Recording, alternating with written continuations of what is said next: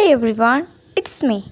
আজকে আমি ক্রিয়েট করতে চলেছি তোমাদের একটা পছন্দের লুক। হলুদ শাড়ি দেখে বুঝে গেছো আজকে আমি কি করতে চলেছি। হ্যাঁ, ঠিকই ধরেছো তোমরা। আজকে আমি টিপ টিপ বার্সা পানি গানে সে আইকনিক লুক ক্রিয়েট করতে চলেছি। শাড়ি পরে আমি চলেই এসেছি। চলো এবার সুন্দর করে একটু সেজে নেওয়া যাক। শাড়িটা ঠিকঠাক পেয়ে গেলেও আমার কাছে কিন্তু কোনো হলুদ কালার ব্লাউজ অ্যাভেলেবেল ছিল না। এর জন্য আমি এই গোলাপি কালার ব্লাউজটা দিয়ে কাজ চালিয়ে নিয়ে যাওয়ার চেষ্টা করছি। আর লিপটাকেও করে নিয়েছি পুরো একদম গ্লসি। এরপরই পরে নিলাম এই সুন্দর চুড়িগুলো। এর সাথে একটা ইন্টারেস্টিং কথা শোনো।